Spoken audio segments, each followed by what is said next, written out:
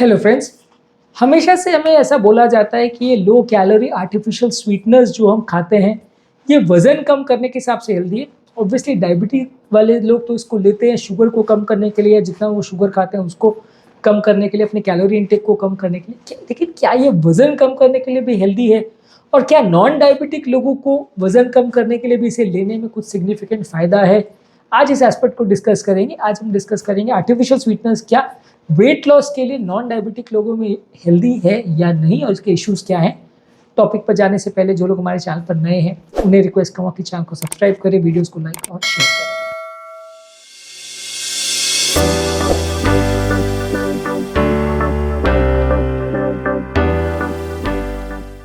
Artificial sweetness का एक important advantage है रेगुलर चीनी के कंपैरिजन में, उसमें कैलोरी कंटेंट बहुत कम होता है। ज़्यादातर ये आर्टिफिशियल स्वीटनर्स में 0 या नो कैलोरी होता है, जबकि चीनी में काफ़ी ज़्यादा कैलोरी होता है। वो प्योर कार्बोहाइड्रेट ही होता है और कुछ नहीं होता। तो अगर रेगुलर शुगर को हम खाते हैं तो कैलोरी बहुत ज़्यादा मिलती है। बार बार अगर हम खाते हैं, बहुत ज़्यादा शुगर वाली चीज़ें खाते हैं, तो कैलोरी बढ़ते जाती है जितना हम खाएं उसके अनुपात में।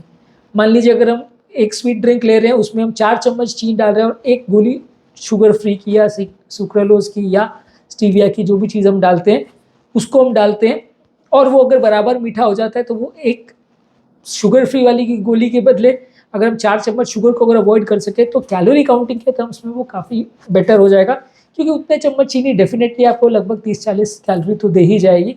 इन कंपैरिजन आपका शुगर फ्री जो है वो आपको 0 या 1 कैलोरी देगा, उससे कम ही देगा। तो आपका ओवरऑल कैलोरी कंजम्पशन कम होगा। और जब बार बार इस तरह की मिठाई या स्वीट डिशेज या स्वीट ड्रिंक्स या चाय कॉफ़ी आप बार बार लेते हैं तो नंबर ऑफ कैलोरीज बढ़ते जाती है। एक ड्रिंक पर मान लीजिए 40-50 कैलोरी हुआ, तो 10 बार आपने जब वही ड्रिंक को लेंगे तो दिन भर में 500-1000 कैलोरी होना चालू हो जाता है। तो दिन भर के कॉन्टेक्स्ट में अगर हम बात करें, बार बार अगर हम चीनी के बदले अगर शुगर फ्री को यूज़ करते हैं तो टोटल कैलोरी कंजम्पशन को कट डाउन कर सकते हैं। इसी तरह से डायबिटिक पेशेंट में ये इंपॉर्टेंट है कि डायबिटिक पेशेंट में जैसे ही वो चीनी वाली चीज़ें खाते हैं, शुगर लेवल सडनली बढ़ता है, इंसुलिन स्पाइक करता है, वो उनके लिए बहुत ज़्यादा भूख भी उनकी बढ़ाता है और उनको कंट्रोल करना शुगर लेवल्स को मुश्किल होता है। सडन शुगर लेवल का स्पाइक होता है, जो कि शुगर फ्री में उतना ज़्यादा नहीं होता। तो शुगर फ्री कंपैरेटिवली जो है कैलोरी का उतना ज़्यादा इनटेक नहीं होने की वजह से आपके बॉडी के ब्लड शुगर लेवल्स और इंसुलिन लेवल को उतना नहीं बढ़ाता, जिसकी वजह से आपका डायबिटीज़ का कंट्रोल गड़बड़ नहीं होता। तो डायबिटिक पेशेंट्स के हिसाब से ये थोड़ा सा बेटर है। लेकिन इसमें कुछ इंपॉर्टेंट इश्यूज भी हैं। इसमें यह है कि ये हमारी पूरी तरह से भूख को शांत नहीं करता। काफ़ी स्टडीज़ ने ऐसा शो किया है कि आर्टिफिशियल स्वीटनेस वगैरह ज़्यादा खाने से उल्टा भूख ज़्यादा लगती है, हम ओवर कंज्यूम करने लगते हैं। और खासकर एक साइकोलॉजिकल इसका इशू ये रहता है कि हम बाकी चीज़ों की कैलोरीज को भी इग्नोर करने लगते हैं। मान लीजिए अगर हमने एक गिलास लस्सी में 4 चम्मच चीनी के बदले एक शुगर फ्री पिया और उसको आपने पी लिया, तो मन में टेंडेंसी हो जाएगी कि क्योंकि मैं शुगर फ्री डाल के पी रहा हूँ और ये हेल्दी है, इसमें कैलोरीज नहीं जा रही, तो मैं और पी सकता हूँ। तो जो व्यक्ति सोच सोच के अगर चीनी डाल के एक गिलास लस्सी पिएगा या एक फ्रूट जूस की गिलास को पिएगा, वो हो सकता है 2 या 3 या 4 गिलास भी पी जाए, जब उसको दिमाग में ये रहेगा कि मेरे दिमाग पेट में इतनी कैलोरी नहीं जा रही है, मैं ज़्यादा भी पी सकता हूँ। तो ओवर ईटिंग की या ओवर फीडिंग की टेंडेंसी बढ़ जाती है। और ये अगर हम दूसरी तरह से अगर कैलकुलेट करें तो गड़बड़ हो जाता है, क्योंकि ऐसा तो है नहीं कि वो फ्रूट जूस में खाली चीनी की वजह से कैलोरी जानने वाली थी, या ऐसा तो है नहीं कि वो लस्सी में खाली चीनी की ही कैलोरीज थी। दूध अपने आप में जो जा रहा है उसमें जो फैट और क्रीम और बाकी सब चीज़ें डाली है, जो फ्लेवर्स डाले हैं, अपने आप में वो कैलोरी होता है। उसी तरह फ्रूट जूस में जो फ्रूट को आपने मैश करके बनाया गया है, वो फ्रूट में अपने आप नेचुरल शुगर्स होते हैं, उसमें अपने आप काफ़ी चीज़ें होती है जो कैलोरी वाली होती है।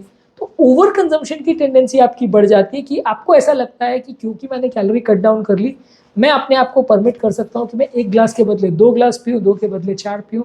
और बार बार जब आप यही बिहेवियर करने लगते हैं तो कैलोरी कम होने के बदले उल्टा बढ़ जाती है। और इफेक्टिवली दिन के एंड में आप कैलकुलेट करोगे कि आपने 10 चम्मच चीनी को बदले अगर शुगर फ्री लिया, तो आप ये भी कैलकुलेट करना ज़रूरी आपके लिए हो जाता है कि उसके बदले आपने कितना एक्स्ट्रा चाय ले ली, कितना एक्स्ट्रा कॉफ़ी ले लिया, कितना एक्स्ट्रा दूध ले लिया। वो सारी चीज़ें भी कई बार कैलकुलेट करना ज़रूरी है, नहीं तो आपका एक्चुअल कैलोरी कैलकुलेशन गड़बड़ा जाता है। आप एक चाय को शुगर के चक्कर में आप कई बार अगर डायबिटीज़ होता है तो आप अवॉइड करते हो कि यार चाय ज़्यादा नहीं पीते, शुगर हो जाएगा। लेकिन जब शुगर फ्री डालते हो तो आपको लगता है इसमें कैलोरी बहुत कम है, तो 1 के बदले 2, 2 के बदले 4-8 होने का चांस बढ़ जाता है। तो ये सब चीज़ों को कैलकुलेट करना भी ज़रूरी है कि ओवर ईटिंग हो जाती है। और कई बार इसका साइकोलॉजिकल इफेक्ट भी ऐसा होता है कि जो आपको ज़्यादा खाने पर मजबूर करता है, जिस तरह से शुगर को ज़्यादा खाने से आपका इंसुलिन लेवल्स ऊपर नीचे होता है और आप ज़्यादा खाने लगते हो, वैसे ही इसके साथ भी होता है कि ये भी आपकी क्रेविंग को बढ़ाता है, आपको ज़्यादा खाने को इंकरेज करता है। इसके अलावा हमारे जो पेट के नेचुरल फ्लोरा है, जो हमारे बहुत सारी बीमारियों को कंट्रोल करते हैं, हमारे पेट में जो नेचुरल बैक्टीरिया है जो कि हमारी हेल्थ बढ़ाते हैं, बहुत सारे तरह के मेटाबॉलिज्म में इन्फ्लुएंस करते हैं, उसको भी एक तरह से नेगेटिव इसमें इफेक्ट करता है और ये आपका जो नेचुरल फ्लोरा या बैक्टीरिया है उसको ख़त्म कर देता है, उनको डैमेज कर सकता है, जिसकी वजह से लॉन्ग टर्म बीमारियां होने का चांस बढ़ सकता है। ये सब चीज़ों की वजह से मेटाबॉलिक प्रॉब्लम बढ़ सकते हैं, मेटाबॉलिक सिंड्रोम और इस तरह की इंसुलिन रेजिस्टेंस जैसी प्रॉब्लम बढ़ सकती है और इस वजह से वेट गेन भी हो सकता है। तो एक्चुअली आप इसको वेट कम करने के लिए ले रहे थे, लेकिन क्योंकि आपने ओवर ईटिंग कर ली और क्योंकि बॉडी के मेटाबॉलिज्म और जो हार्मोन्स के लेवल पर इसका जो इन्फ्लुएंस है वो इतना चेंज हो गया, इसकी वजह से आप ओवर ईटिंग करने लग गए, तो आपका वजन कम होने के बदले उल्टा बढ़ जाता है। तो ज़्यादातर ये वेट गेन या वेट कंट्रोल के हिसाब से उतना ज़्यादा इसको रिकमेंड नहीं किया जाता है, क्योंकि ये उतना हेल्दी है ऐसा प्रूव अभी तक नहीं हुआ है। पहले इनफैक्ट इस तरह के एड्स भी बहुत आते थे कि लोग अपनी फिटनेस के लिए शुगर फ्री लेते थे, कि कैलोरी कंजम्पशन के लिए शुगर फ्री वो लेते थे, पर आजकल उस तरह के एड्स भी गवर्नमेंट ने मना की, क्योंकि साइंटिफिकली प्रूव नहीं हो पाया है कि इस तरह का शुगर फ्री लेने से आप ज़्यादा हेल्दी हो जाते हो या आपका वजन एक्चुअल में कम भी होता है। इनफैक्ट काफ़ी लोगों ने स्टडीज़ में ये प्रूव किया है कि उससे वजन बढ़ भी सकता है। इसके अलावा लॉन्ग टर्म इसके जो हेल्थ रिलेटेड साइड इफेक्ट्स है वो भी पूरे क्लियर कट नहीं है। ऑब्वियसली चीनी के भी साइड इफेक्ट्स हैं, ऐसा नहीं है कि वो पूरी तरह से सेफ है, लेकिन शुगर फ्री भी 100% सेफ नहीं है।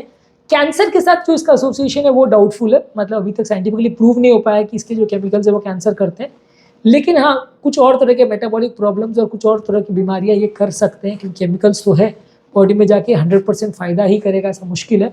तो इसलिए इस तरह के केमिकल्स को लेना बहुत अच्छा नहीं माना जाता। लॉन्ग टर्म इसके पोटेंशियल क्या साइड इफेक्ट्स हो सकते हैं वो अभी तक पूरी तरह साबित नहीं हुआ है, लेकिन माना जाता है कि ये लॉन्ग टर्म नुकसान कर सकता है।